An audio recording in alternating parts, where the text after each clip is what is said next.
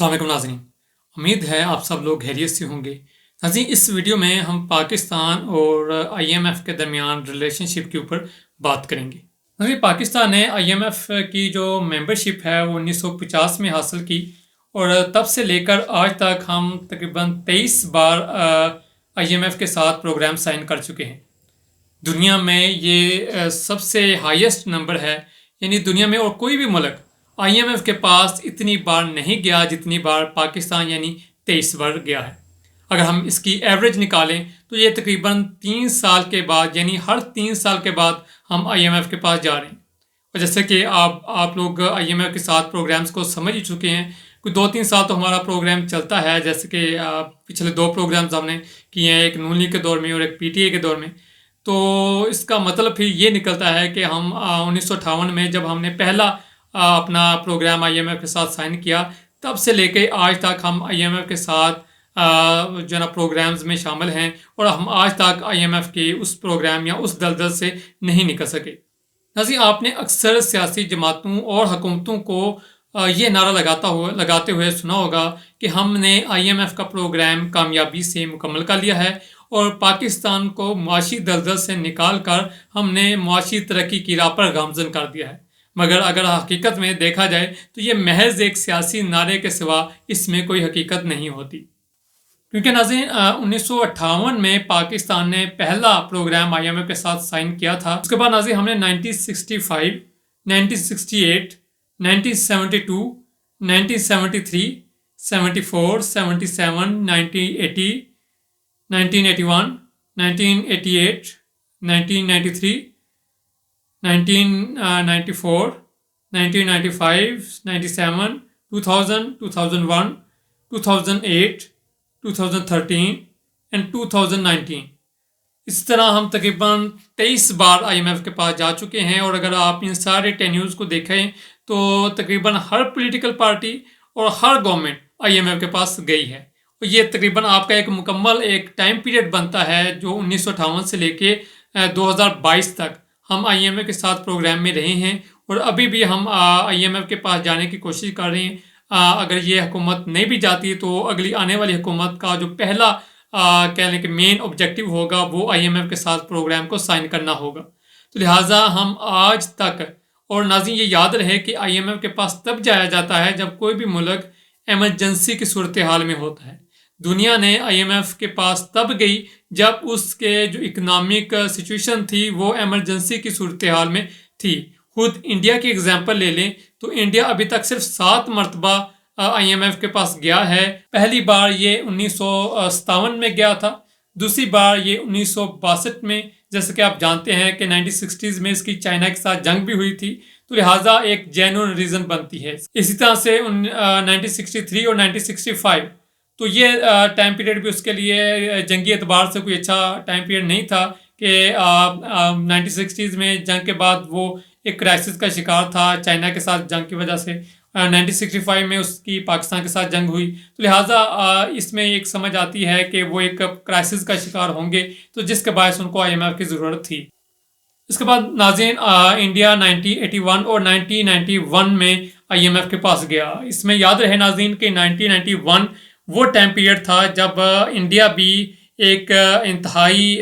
बड़े पैमाने के इकोनॉमिक क्राइसिस का शिकार हुआ। और इस क्राइसिस का कहने के इस लेवल का था कि इंडिया के पास जो रिजर्व्स थे वो $1.2 बिलियन रह गए थे, और जो कि उसके इंपोर्ट बिल के 3 हफ्ते का जो खर्चा था उसके बराबर थे। लिहाजा इंडिया ने 1991 के अंदर आईएमएफ के पास गया, मगर उस प्रोग्राम को साइन करने के बाद उसने उस कर्जे को ना सिर्फ इफेक्टिवली यूज़ किया बल्कि अपनी इकॉनमी के अंदर वो रिफॉर्म्स की कि उसके बाद आज के दिन तक इंडिया दोबारा आईएमएफ के पास नहीं गया। मगर नाज़रीन, इसके बरक्स पाकिस्तान में 23 आईएमएफ प्रोग्राम हमने साइन किए। हर प्रोग्राम के आगाज़ में हर हुकूमत का यही कह लें कि उसका स्लोगन होता है, उस कंसर्न होता था उस हुकूमत का कि मईशत बहुत बुरे हाल में है और हमारे पास आईएमएफ के पास जाने के सिवा कोई चारा नहीं। और जाते वक्त उनका यही नारा होता था कि हमने आईएमएफ के प्रोग्राम की मदद से इसको मुकम्मल तौर पे कामयाबी से मुकम्मल किया है اور مکمل کرنے کے ساتھ ساتھ ہم نے پاکستان کو ایک ترقی کی راہ پہ گامزن کر دیا ہے اور جتنے بھی معاشی مسائل تھے ان کو ختم کر دیا ہے. لیکن اس کی حقیقت اس کے بالکل برعکس ہوتی تھی کہ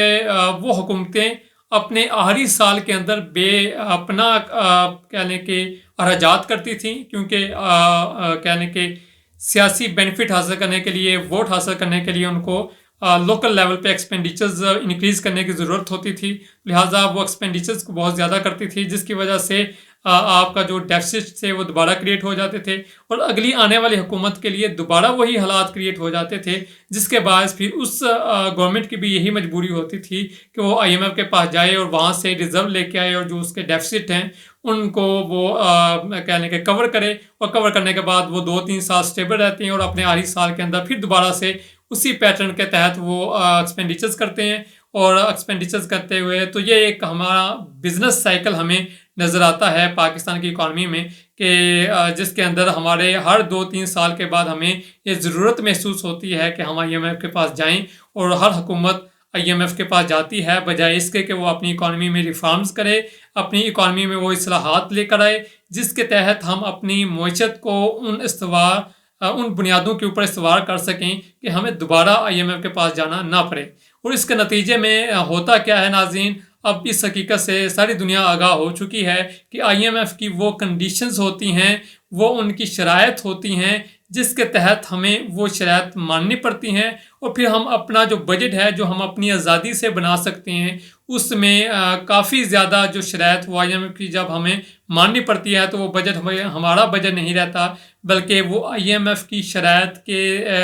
سائے میں طے شدہ ایک بجٹ ہوتا ہے جو کہ ہمارے اوپر پھر امپلیمنٹ ہوتا ہے، اور جس کے تقریباً 60-70% جو اخراجات ہیں وہ پہلے سے ہی طے ہوتے ہیں ہر حکومت کے کہ یہاں پہ ایکسپینڈیچرز کرنے ہیں. اس کے بعد باقی جو 20-30% بچتے ہیں وہ کوئی حکومت اس کو بینظیر کم سپورٹ میں لگا دیتی ہے، کوئی اس کو صحت کارڈ کے اندر لگا دیتی ہے، تو کوئی اس کو اپنے ایک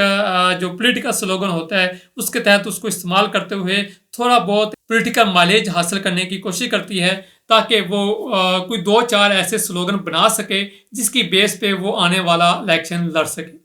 تو ناظرین اب یہیں پہ ایک اور سوال پیدا ہوتا ہے کہ یہ کیسے دیکھا جائے کہ جو آئی ایم ایف سے لیا جانے والا قرضہ ہے وہ حکومتوں نے واقعی ہی افیکٹولی استعمال کیا ہے یا محض انہوں نے اپنے جو کہہ لیں کہ اکانومی ہے اس کو چلانے کے لیے یا اپنی حکومت کو ایک سٹیبل طریقے سے چلانے کے لیے استعمال کیا ہے. تو اس کے اندر ناظرین اگر ہم دیکھا جائے تو آئی ایم ایف کے پاس تب جایا جاتا ہے جب ہم ڈیفیسٹ یعنی خسارے میں ہوتے ہیں. خسارے میں ہونے کا مطلب یہ ہے کہ ہمارا جو بجٹ ہے وہ خسارے کا ہوگا جس کو ہم فسکل ڈیفیسٹ کہتے ہیں، یعنی ہمارے ایکسپینڈیچرز ہماری ریونیوز سے زیادہ ہو جاتے ہیں اور ان کو میٹ کرنے کے لیے ہمیں جو ہے نا وہ قرضوں کی ضرورت ہوتی ہے. دوسری وجہ ہوتی ہے بیلنس آف پیمنٹ کا کرائسس، یعنی ہماری جو باہر سے منگوائی جانے والی اشیاء ہوتی ہیں ان کی جو ہم نے ادائیگی کرنی ہوتی ہے وہ زیادہ ہوتی ہے، اور جو ہمارے ملک میں تیار ہوتی ہیں اشیاء جو ہم دوسرے ممالک میں فروخت کرتے ہیں ان کا جو ریونیو ہوتا ہے وہ ہوتا ہے کم، جس کے نتیجے میں امپورٹ اور ایکسپورٹ کے درمیان جو گیپ ہوتا ہے اس کو ہم بیلنس آف پیمنٹ کا ڈیفیسٹ کہتے ہیں، جو کہ پاکستان کا بہت شدید ہوتا ہے. اور اس کو منیمائز کرنے کے لیے ہم ریمیٹنسز جو یعنی کہ جو لوگ پاکستانی باہر جا کے کام کرتے ہیں اور وہاں سے ڈالر یورو وغیرہ پاکستان میں بیچتے ہیں ان کو استعمال کرتے ہوئے یہ جو ہمارا بیلنس آف پیمنٹ کا جو کرائسس ہے جو بہت شدید نوعیت کا ہوتا ہے اس کو ہم تھوڑا بہت کم کرتے ہیں، اور کم کرنے کے بعد ہم اپنا کرنٹ اکاؤنٹ کا جو ڈیفیسٹ ہے وہ